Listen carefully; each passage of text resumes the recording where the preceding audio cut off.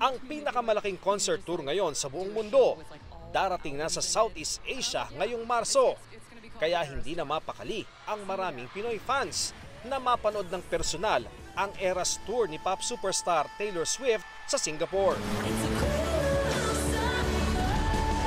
Pero Hulyo pa noong nakaraang taon, nang mabilis pa sa alas 4 na sold out sa official sellers ang tickets para sa concert. Kasama sa hindi umabot dyan ang diehards 50 na si Jenny, di niya tunay na pangalan. Kaya naghanap siya ng ibang mapagbibilhan online. Isang kakilala raw ang nagturo sa kanya sa isang lalaking may access daw sa ticket ng Eras Tour sa Singapore. Nagpapakita siya ng mga proof ng transactions niya with other people. Tapos may mga nagba-vouch nga sa kanya, even to the point na nagbabanggit pa siya na may mga social media influencers at saka celebrities siyang napagbentahan ng ticket. Kahit na inabot ng 65,000 pesos ang babayaran, pikit mata raw niya itong pinadala sa pamamagitan ng online banking sa lalaki na nangako raw sa kanyang makukuha na niya ang ticket 2 linggo bago ang concert.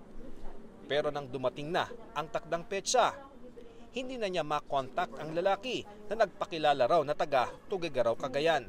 Nagsimula na magsipag-comment yung mga bumili din sa kanya. It turns out, madami pala kami. Kaya imbes na sa concert, sa NBI Cybercrime Division, ang diretsyo ni Jenny para ireklamo ang lalaki. Alam naman namin yung risk. Pero dahil nga sa kagustuhan namin manood, dahil fan talaga kami, yun yung napala namin, which is nakakalungkot.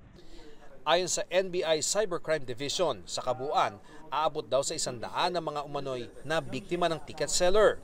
Kabilang sa kanilang sparkle artist na si Sofia Pablo na base sa kanyang pahayag, Agosto pa raw nag-umpisang maghagilap ng concert ticket. Paalala ng NBI, sa lehitimong ticket office lang bumili ng concert tickets para di mabiktima. Ingat po tayo na hindi dahil po may nag-vouch, ibig sabihin totoong tao na po yung nag-vouch, at hindi dahil nagpadala sila ng ID, ibig sabihin sila talaga yon. Ang online marketplace sa Singapore na Carousel, inanunsyo ngayon na tatanggalin na ang lahat ng listing ng mga nagbebenta ng Taylor Swift tickets dahil sa pagdami raw ng insidente ng scam.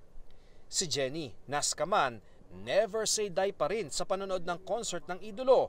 May bago raw siyang kausap, pero sa pagkakataong ito, di raw niya bibitawan ng bayad nang hindi hawak ang lehitimong ticket kapag nasa venue na sa Singapore. Si Michelle na asawa ni Sir Jeremy. Thank you, Bin.